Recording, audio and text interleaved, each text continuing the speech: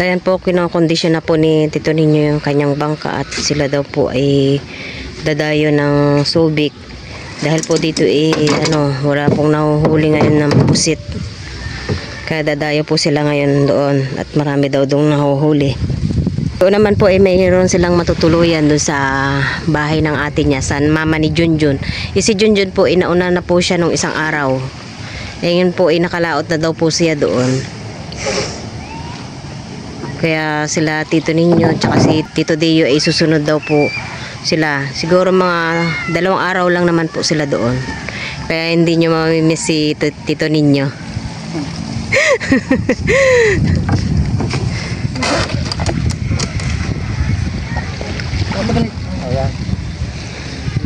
Yes. Anong oras alis nyo? Alas 12. Diyan po sa taga Subic. Nakikita nyo yung bangka nito. Yan po si Tito Ninyo. Dati po ito may pangalan. Ngayon po natanggal po nung po na pininturahan uli. Yung pangalan po ay Janken. Pangalan ni Kinkin. Dadayo sila ng Subic at dahil daw doon po maraming nahuhuli tapos maganda pa yung presyo ng pusit. Hindi pares dito. Bagsak presyo na nga. Wala pang nahuhuli. 5 kilong huli, mura pa. Bar down. Nakalaot lang po siya ng 2 beses do ay uuwi na rin at malakas na rin daw po doon. Ngayon sasaglitin lang po nila at kahit papaano may dilihensya siya. Tahimik na tahimik mo ngayon yung alon, pero yung hangin po medyo malakas-lakas din po.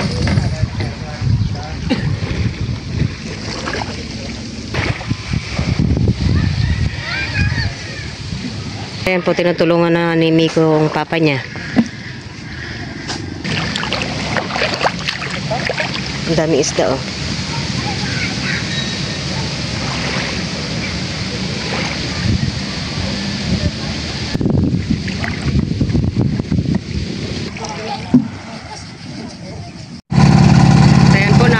Na po yung bangka ni Tito Ninyo. Tinesting niya na po. Ayan, okay na.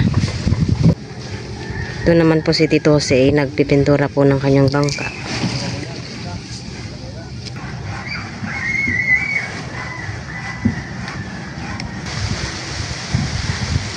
Po kami nagpipiknik sa dagat.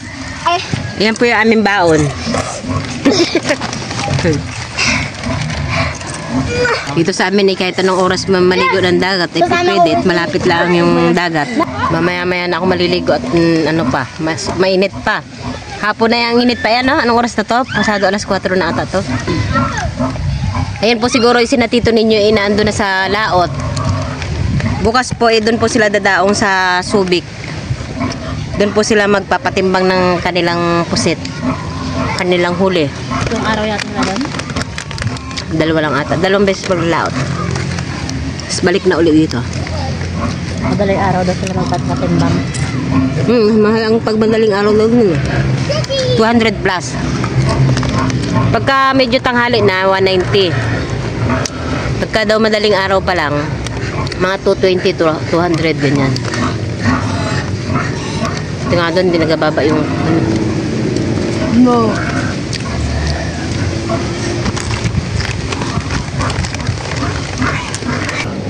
sobrang init pa. Sobrang init pa po ng sikat ng araw. Ngayon ay mag-aalas 5 na po, sobrang sikat pa rin. Sakit pa sa balat, kaya ayaw ko pa maligo. Itong mga bata hindi na talaga papapigil. Alam mo naman mga matatakaw sa liguan.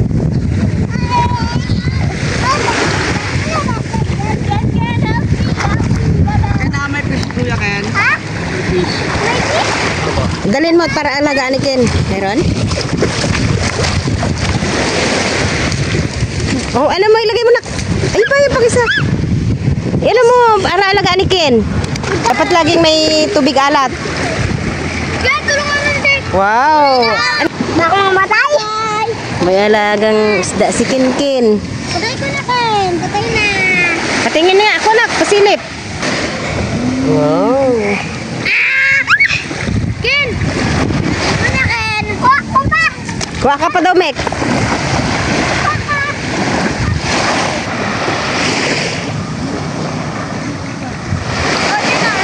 Balik ko na. Sabay dito? Oo. Wag. Wag. Umaga lang yata. Ay! Di ah. Kahapon kami nagpunta dito. Dito!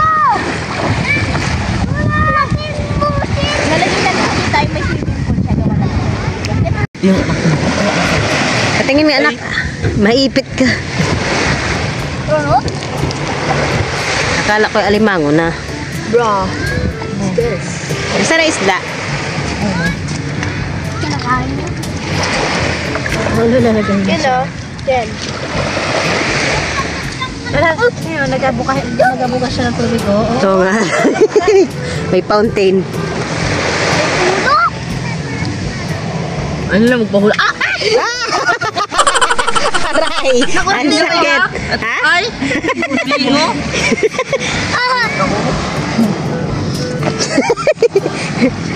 Sabi ng tigil-tigilan ng pagkakape. Tingnan ang ganda niya, oh. Nag-ano siya ng tubig. Iwin niyo kaya yan? Ipakagat ko sa kanya, tapos pasipit ko sa kanya. Ay! Papasipit ko nga, kin eh. Wow, may fountain na ganda. Ngayon ko lang nakita yun eh.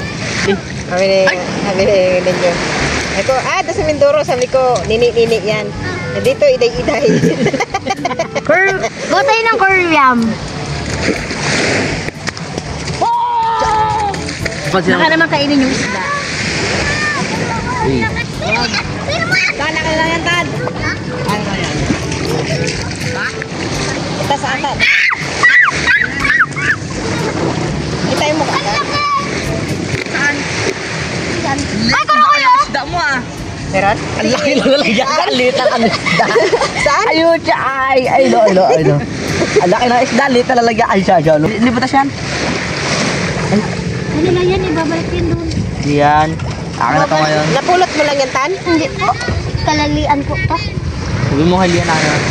Hindi. Hindi, gamit yata nila Paano mo nahuli yung malilit na isda? Ayun ang isda mo, ang laki oh. Pero nalagyan naman. Liit ng isda mo, pero nalagyan mo, ang laki. Kuha pa ako dali.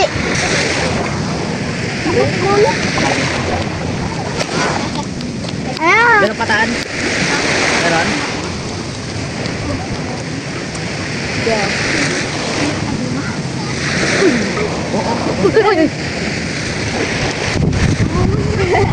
Ang liit na uli rin yan. Grabe tawa. Ano na kayo, baka na lang. Makikat ka yan. Ba't na? Wait, pa na. Bro, nagbablog pa tayo. Ah, yung dadagdag ng tubig. Di ba?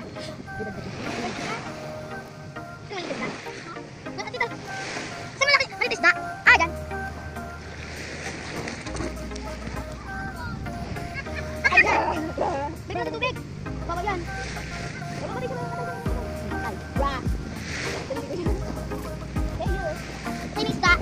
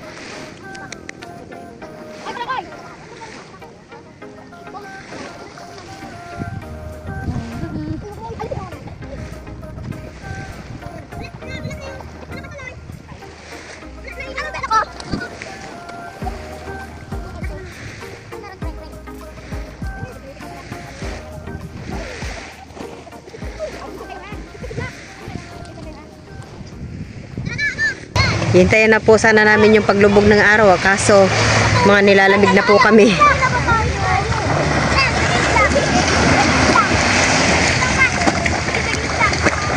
Alas 5 na ata ito. Sikat na sikat pa rin yung araw. Masakit, masakit, masakit. Hello guys. Mga basang sisiw. Mga basang sisiw. Mga nilalamig na. Kami po ay tatawid na ng karsada. Tingnan nyo, left and right. Oh, bago kayo tatawid.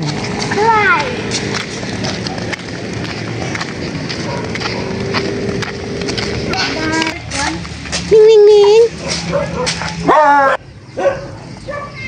Kami po ngayon ay magbabanlaw na dito sa bomba.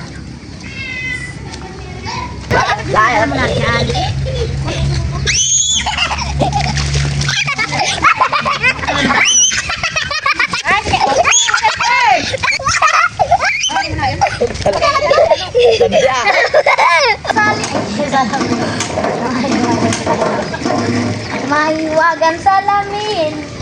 Ako po ay bading. Ako po pating. Ako po pating. Wala ito po. Ako ba rin? Ay, kita na pinagta na tututupad ka na. Bari po ka.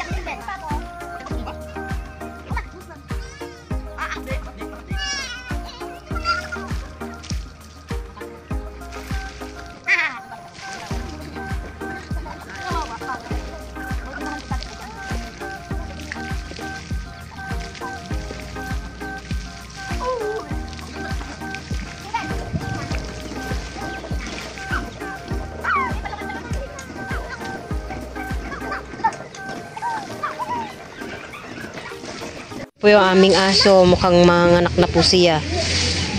Dito po siya ano sa aking halaman, hinayaan ko na lang po siya at baka gusto niya dyan siya manganak. Mukha pong lalabas na yung anak niya. Katet, manganak ka na?